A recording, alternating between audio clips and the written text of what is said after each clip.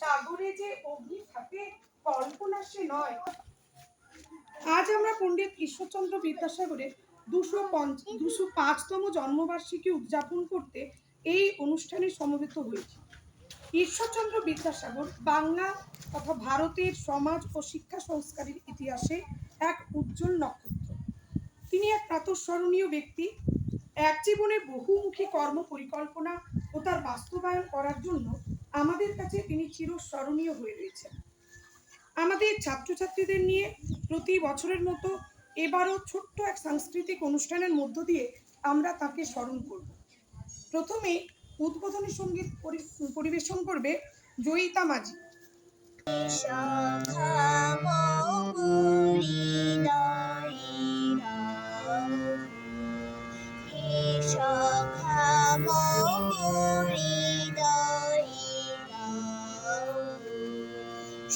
সংসারে সমকাজ ধ্যানে জ্ঞানী হৃদয়ে নাও। হে সখামম হৃদয়ে নাও। তুমি এসো ধীরে, সুখ দুঃখ হাসি নয়ন নীড়ে, লভ আমার জীবন ঘিরে। নাথ তুমি এসো ধীরে, সুখ দুঃখ হাসি নয়ন নীড়ে, লভ আমার জীবন ঘিরে। হে সখামম হৃদয়ে নাও। হে সখামম হৃদয়ে নাও। হে সখামম হৃদয়ে নাও। অপূর্ব হয়েছে জয়িতা, অনেক অভিনন্দন তার ভবিষ্যৎ জীবনের জন্য। এরপরে আমি মঞ্চে ডেকে নিব শ্রীযুক্ত শ্যামল কুমার ষড়ঙ্গী মহাশয়ের কাছে কিছু শোনার জন্য। নমস্কার, সুপ্রভাত। আজ 26 সেপ্টেম্বর 1820 সালের 26 সেপ্টেম্বর বিদ্যাসাগর মহাশয় আমাদের জন্মগ্রহণ করেন। সেই উপলক্ষে আজকে আমরা এই দিনটা রেখেছি।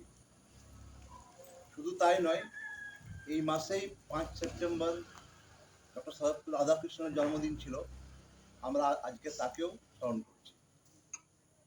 এই ছোট অনুষ্ঠানের জন্য আমি প্রথমেই ধন্যবাদ জানাই এটাকে সম্পূর্ণভাবে আয়োজন করার জন্য আমাদের শ্রদ্ধেয় শিক্ষিকা সুপ্রিয়া ম্যামকে।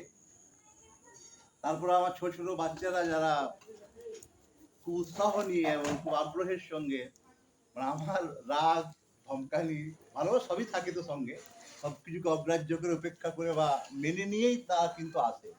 আমার খুব খারাপ লাগে, হয়তো আমি কখনো রেগে যাই খুব। কারণ একটা কোনো অনুষ্ঠান করতে গেলে আপনারা জানেন যে নরমে গরমে যেটাকে বলে অনুশাসন দরকার। কারণ ছোট বাচ্চা যেমন নদী বাঁধতে পারে না, তেমনি বাচ্চারা, ওদের এখনো পর্যন্ত সেটিংটা আসেনি। যাই হোক, আজকের দিনে বিদ্যাসাগরকে স্মরণ করা খুবই দরকার। কেন দরকার? বিদ্যাসাগর শুধু একজন মানে বিদ্যার মানুষই ছিলেন না, মানে শিক্ষার সঙ্গে যুক্ত শিক্ষক বা শিক্ষা সংস্কারকই ছিলেন না, তিনি একজন দৃঢ়চিত মানুষ ছিলেন। তার অনেক গল্প আমাদের মুখে মুখে আছে, মিথ যেগুলো আমরা বলি, সেগুলো হয়তো গল্পই। বিদ্যাসাগর নিয়ে আমরা অনেক গল্প জানি, সেই কুলির গল্প তোমরা সবাই জানো, বা সেই দামোদর নদ পার হয়ে যাচ্ছে মায়ের সঙ্গে সাক্ষাৎ করার জন্য। এই গল্পগুলো কিন্তু শুধু গল্পই নয়, এগুলো বিদ্যাসাগরের দেখানো একটা পথ। আজকের দিনে এগুলো খুবই প্রাসঙ্গিক এবং খুবই দরকার। বিদ্যাসাগর যে ছিল গল্পটা, যে মা ডেকেছেন তাহলে আমার ঘর যেতে হবে। তখনকার দিনে এত উন্নত কমিউনিকেশন নেই, মাঝে দেখছি দামোদর নদ মেদিনীপুরের প্রচণ্ড বর্ষায় ফুলে ফেঁপে উঠেছে, কোনো নৌকা নেই, কিন্তু মায়ের কাছে যাবে। গল্প আছে নাকি তিনি নদী সাঁতরে পার হয়েছিলেন, এটা হয়তো গল্প, কিন্তু এর মধ্যে শিক্ষার কি আছে? শিক্ষা অনেক কিছু রয়েছে, যে আমাদের যেটা অভীষ্ট, আমরা যেখানে যেতে চাই সেখানে পৌঁছাতে গেলে কিন্তু আমাদেরকে অনেক কষ্ট করতে হবে। আজকের দিনে এটা বলতেই হবে যে যারা লেখাপড়া করছো বাচ্চারা, তোমাদের কিন্তু সব সময়ের জন্য এই কথা রাখতে হবে মাথায়, যে তোমরা যে লক্ষ্যে এসেছো, মনে করো লেখাপড়া করো। আমি দেখেছি অনেক বাচ্চারা, কাল গেলি না কেন? স্যার ঘুমায় গেছিলাম। কাল গেলি না কেন? স্যার কালকে অমুক জায়গায় গেছিলাম। এগুলো একটা বাধা, তো এগুলো একটা তোমাদের পড়ার পথে বাধা। ঠিক পড়াশোনা বলবো না, তোমাদের লক্ষ্যে এগিয়ে যাওয়ার বাধা। সবাইকে যে লেখাপড়া ভালো করতে হবে, আমি তো বলি যে সবার দ্বারাই লেখাপড়া হবে, মানে লেখাপড়া করে বিদ্যা শিক্ষা করে একদম বিদ্যাসাগর হবে এমন কোনো ঠিক নেই, কিন্তু লেখাপড়াটা দরকার। তোমার মধ্যে যদি বিদ্যা থাকে তাহলে তুমি বাকি সব কিছু করতে পারবে। কাজে যত বাধায় আসুক না, এগুলো একটা বাধা, তোমাকে সব উপেক্ষা করে আসতে হবে। তাছাড়াও বিদ্যাসাগর শুধুমাত্র একজন ওই শিক্ষিত বা শিক্ষা সংযুক্ত লোক ছিলেন না, তিনি সমাজ সংস্কারক। মেয়েদের জন্য তার যে অবদান সেটা কিন্তু ভোলার নয়। আজকে মেয়েরা সবাই লেখাপড়া করছে, চাকরি করছে, বা স্ব ক্ষেত্রে সবাই প্রতিষ্ঠিত, তার জন্য একটা মূল কারণ বিদ্যাসাগর। বিদ্যাসাগর ছিলেন বলে নারী শিক্ষা, নারী প্রসার এগুলো কিন্তু হয়েছিল। যদিও ভালো কাজ করতে গেলে তার বাধা অনেক আসবে, স্বয়ং বিদ্যাসাগর তাকেও শেষ জীবনটা খুব কষ্টের মধ্যে যেতে হয়েছিল, কারণ তার নিজের লোক যারা তারাও তাকে, আমরা নাকি শুনেছি তার মা যিনি ভগবতী দেবী, তিনিও শেষ সময় তাকে ভুল বোঝান। তো সেটা কিন্তু থাকবেই সঙ্গে সঙ্গে। তুমি যদি ভালো কাজ করতে চাও তাহলে কিন্তু সঙ্গে অনেক বাধা, অনেক কিছু টান থাকবে। এই সব কিছুকে অগ্রাহ্য করে তোমাকে এগিয়ে যেতে হবে। আমরা সঙ্গে আছি, কোনো অসুবিধা নেই, তোমাদের চলার পথে আমরা সবসময় সঙ্গে আছি। এবং বিদ্যাসাগরের আদর্শ, তার মনন, তার চেতনা, তার আদর্শ সবকিছু মাথায় নিয়ে আমাদেরকে এগিয়ে যেতে হবে। আজকের দিনে আমি খুব বেশি কথা বলতে চাইছি না। আমাদের একটা সুন্দর নাটক আছে, বাচ্চারা উৎসাহ নিয়ে করে, তা আপনারা উপভোগ করুন। আবার সবাইকে ধন্যবাদ এবং শুভেচ্ছা জানিয়ে আগাম শারদীয়ার প্রীতি ও শুভেচ্ছা দিয়ে আমি বক্তব্য শেষ করছি। নমস্কার মহাশয়কে। এরপর আমরা দুই কচিকাচার কাছে আবৃত্তি শুনে নেব। আবৃত্তি পরিবেশন করবে কৃষ্ণদাস তন্তুবাই এবং আদিত্য তন্তুবাই। আমার নাম কৃষ্ণদাস তন্তুবাই। আমি একটি কবিতা বলে শোনাচ্ছি।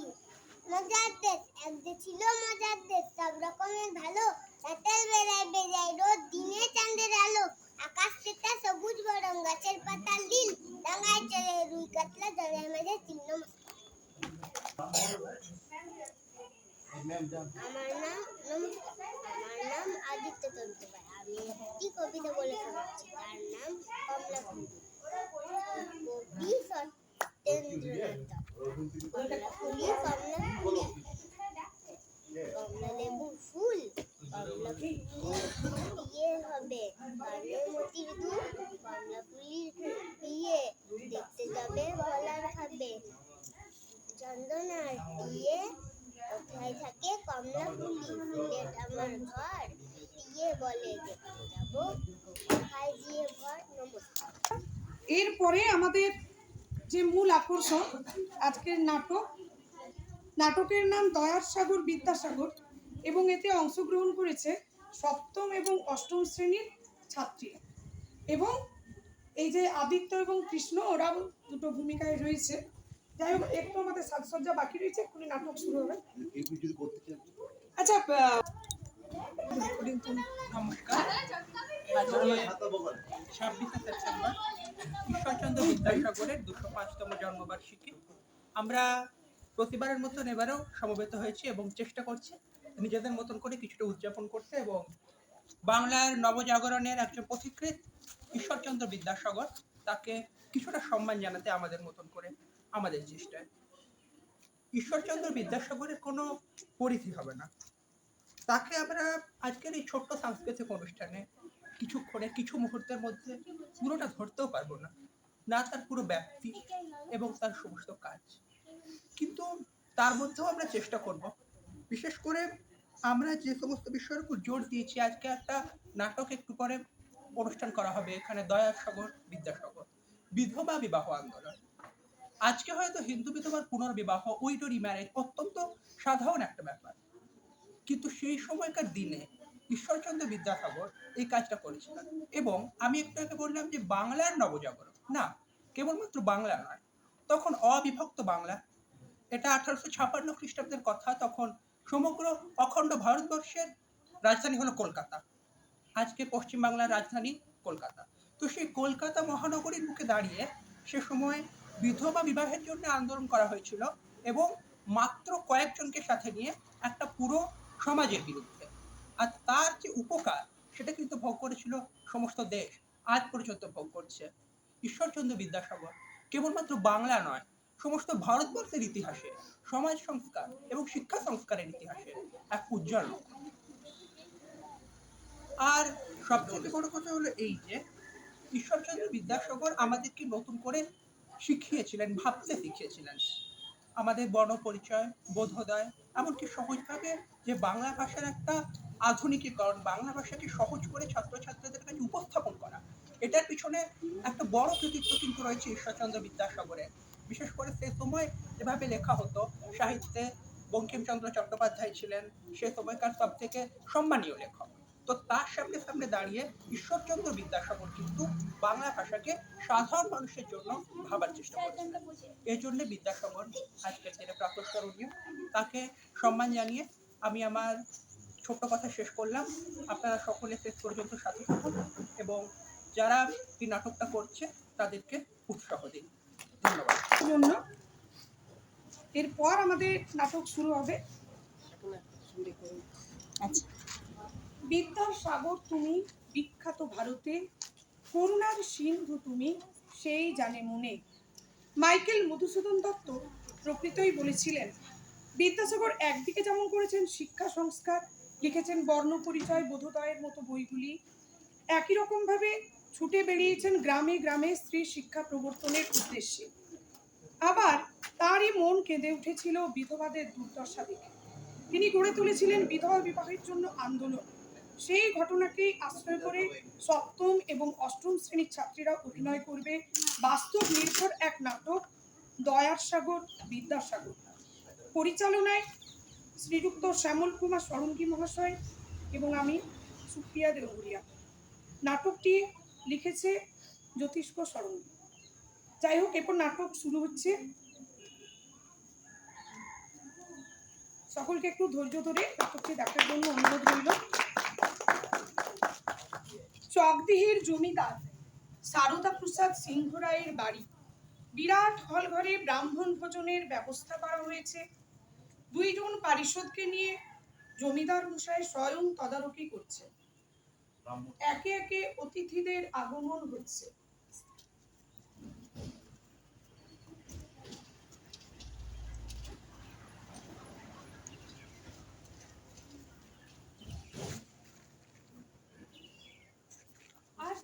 আজ সকল অতিথি এসে উপস্থিত হয়েছেন দেখছি, কেবল বিদ্যাসাগর মশাই এখন এসে পৌঁছাননি।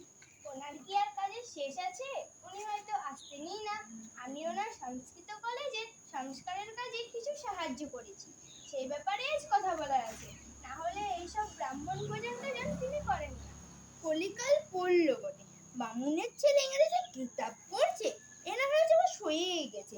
এবার দেখছি যার ধর্ম উচ্ছন্নে যেতে বসছে। নগেন, তুমি বিদ্যাসাগরের বিশালতার অনুভব করনি? তুচ্ছ লোকাচার তাকে কাবু করতে পারে না কোনো দিন। মধুকবি তো বলেই দিয়েছেন, করুণা সিন্ধু তুমি সেই জানে মনে, দিন যে দিনের বন্ধু।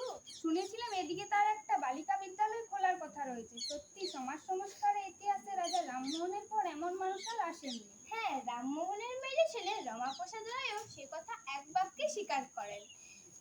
এই যে বিদ্যাসাগর মশাই এসে পড়েছেন দেখছি। নমস্কার। নমস্কার সাগর, অবশেষে এসেই পড়লেন। আমার কুটি আপনার পাদস্পর্শে ধন্য হলো। জমিদার বাবু, আমি দরিদ্র শিক্ষক মাত্র, আপনাকে ধন্য করার ক্ষমতা আমার নেই।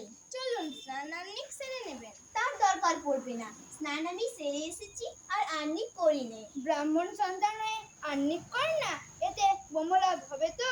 আমার বন্ধু ডাক্তার মহেন্দ্রনাথ সরকার এই বিষয়ে একটা খুব ভালো কথা বলেন। পঞ্চভূতের ফাঁদে ব্রহ্ম পড়ে কাঁদে। আমাদের চারপাশের মানুষের সেবাতেই আমার আহ্নিক। কারো ধর্ম বিশ্বাসে আঘাত দিতে চাই না, কিন্তু আমি এতেই তৃপ্ত। আহ নগেন, বিদ্যাসাগরের কি আর আহ্নিক করার প্রয়োজন পড়তে পারে? তিনি তো স্বয়ং সাগর, রত্নাকর। আমরা তার গভীর থেকে রত্ন সঞ্চয় করি মাত্র। চলুন বন্ধু, খাবার সময় হয়ে এলো।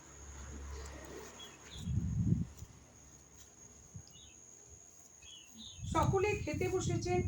জমিদার মশাই বিদ্যাসাগরের আসনের পাশে দাঁড়িয়ে রয়েছে।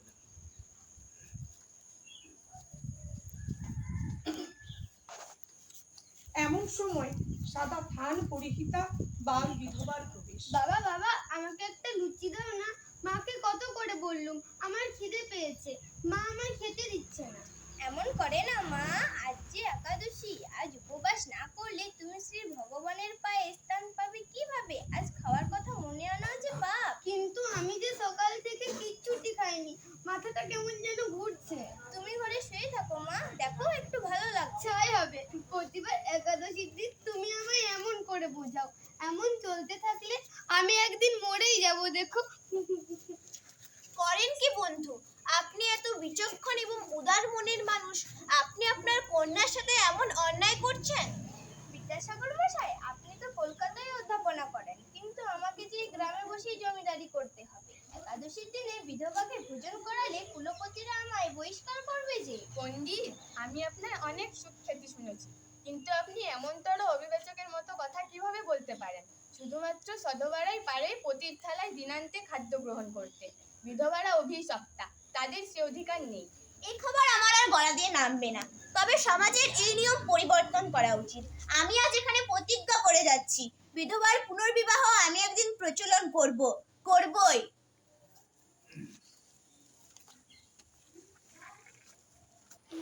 নিজের কক্ষে নিভৃতে বসে বইয়ের পাতা উল্টে চলেছেন বিদ্যাসাগর। কপালে ভ্রুকুটি, মুখে ফুটে উঠছে দৃঢ় প্রতিজ্ঞার ভাব। এক একটা বই শেষ হচ্ছে, আর তিনি উঠে অস্থিরভাবে পায়চারি করছেন। এমন সময় বিখ্যাত তত্ত্ববোধিনী পত্রিকার সম্পাদক অক্ষয় কুমার দত্তের প্রবেশ। কি করছেন বিদ্যাসাগর মশাই?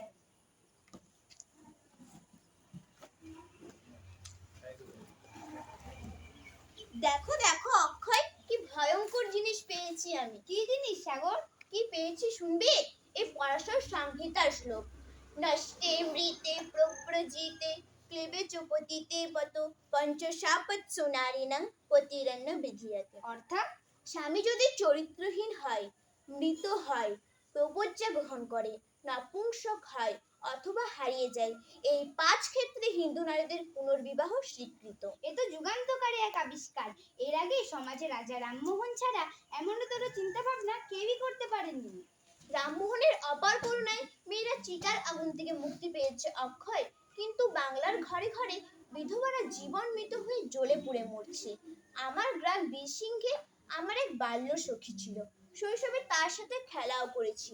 আমি যখন কলকাতা আসি, তখন এক 80 বছরের কুলের ব্রাহ্মণের সাথে তার বিয়ে হয়। এই 2 বছরের মধ্যে মেয়েটি বিধবা হয়। তার দুঃখ আমি সচক্ষে দেখেছি।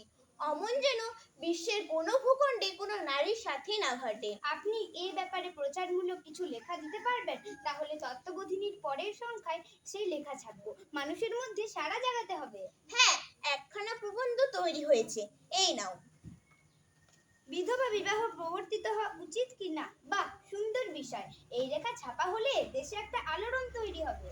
তুমি তোমার পন্থা মতো কাজ করবে, কিন্তু তার সাথে মনে রেখো, এই বিধবাদের কাজ পর্যন্ত আমাদের বার্তা পৌঁছাতে হবে।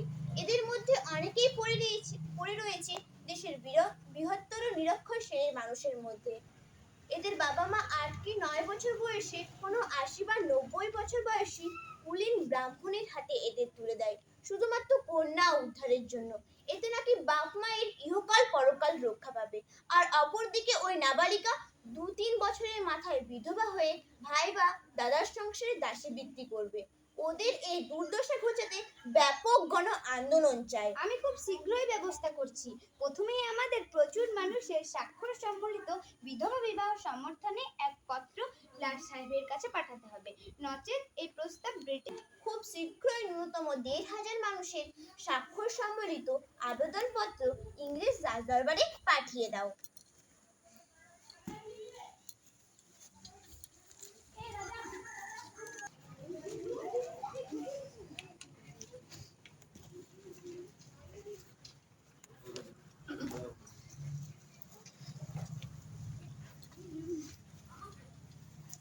চতুর্থ দৃশ্য, রাজা রাধাকান্ত দেবের বাড়িতে বসেছে বিতর্ক সভা।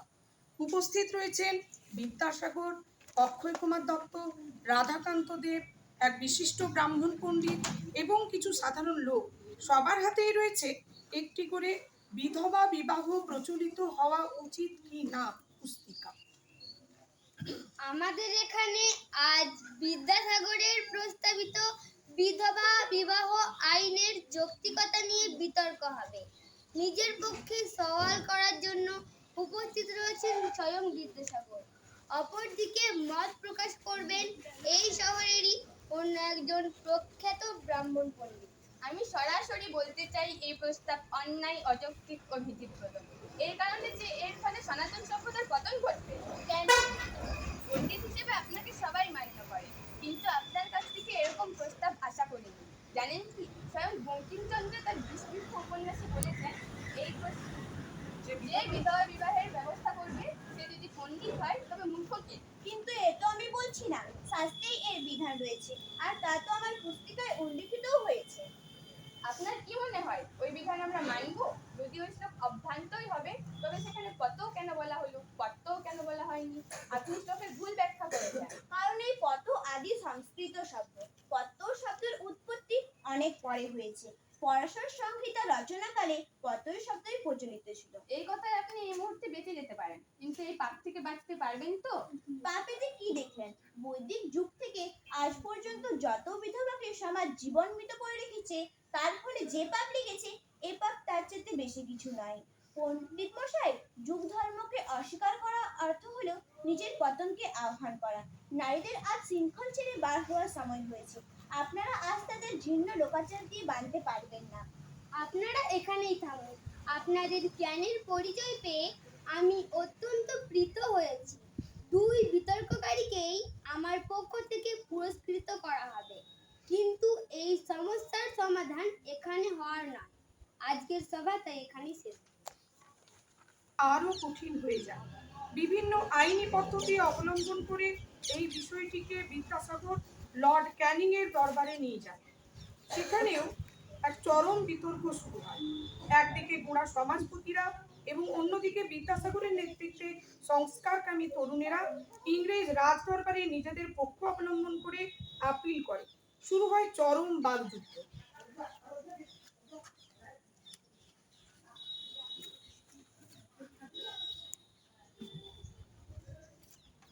আমি যা বলছি তা সমাজপতিদের মেনে নিতে খুবই সমস্যা হচ্ছে, কিন্তু উন্নত লোক সমাজে এই বিধবা বিবাহ খুবই সাধারণ এক বিষয়। আজকের এই মধ্য ঊনবিংশ শতাব্দীতে যে এভাবে এই বিষয়টিকে নিয়ে লড়াই হচ্ছে, তা অত্যন্ত লজ্জাজনক। আই ফিল ইউ পণ্ডিত, আপনার দিকে সমাজে ইহা এক অফুল সুপারস্টিশন আছে। সমাজ প্রতিগণদের নিকটে আমি একটি কথা ক্লিয়ার করিতে চাই যে বিধবার পুনর্বিবাহে ইংরেজ সরকারের কোনো আপত্তি নাই। এই রূপ বিল পাশ করিতে 1.5 সহস্র লোকের স্বাক্ষর সম্বলিত পত্র প্রয়োজন।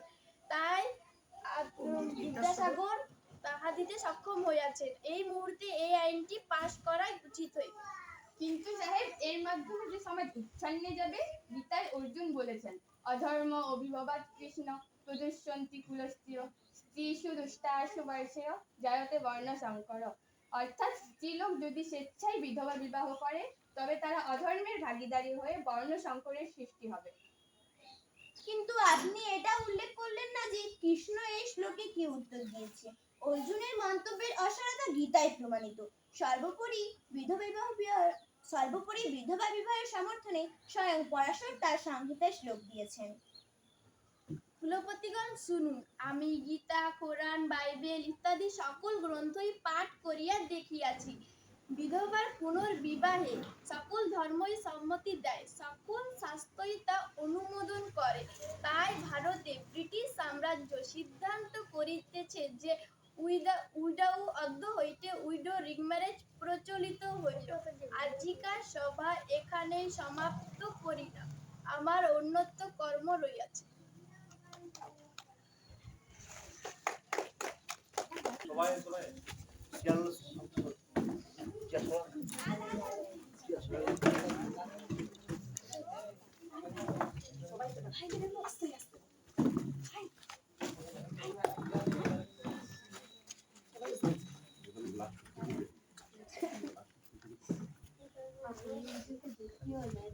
এভাবেই বিদ্যাসাগর চরণ দুটি, বেঁচে থাকো বিদ্যাসাগর চিরজীবী হয়ে, সদরে করেছে রিপোর্ট বিধবাদের হবে বিয়ে।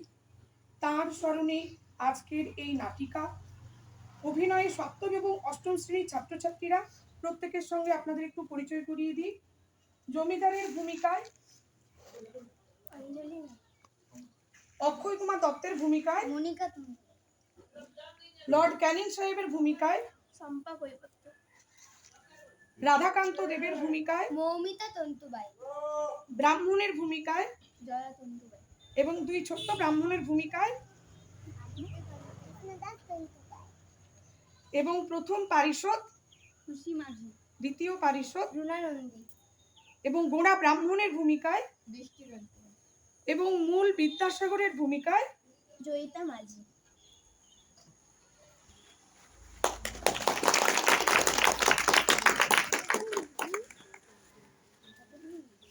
আর আপনারা দেখলেন খুব জোর 1 সপ্তাহ এর প্রস্তুতির জন্য ওরা সময় পেয়েছে, 1টা সপ্তাহ। তার মধ্যেও পড়াশোনার চাপ রয়েছে। ওরা যে এইভাবে এত শ্লোক রয়েছে আপনারা শুনলেন, এত সংস্কৃত শ্লোক, মানে আমিও ভাবিনি, এতটা আশা করিনি যে ওরা এই কম সময়ের মধ্যে এগুলো মুখস্থ করে এত সুন্দরভাবে অভিনয় করবে। সামান্য হয়তো ভুল ত্রুটি থেকে গেল। আর অনেকেই আরো এই অনুষ্ঠানে অংশগ্রহণ করার কথা ছিল, তারা বিভিন্ন পরীক্ষার জন্য অংশগ্রহণ করতে পারেনি। সবাইকে অনেক ধন্যবাদ। আমাদের খুদেদের জন্য, ছাত্রছাত্রীদের জন্য অসংখ্য ভালোবাসা। আর অভিভাবক অভিভাবিকারা যারা এতক্ষণ কষ্ট করে অনুষ্ঠান দেখলেন, তাদেরকেও অনেক ধন্যবাদ জানাই। আপনারা একটু বসুন।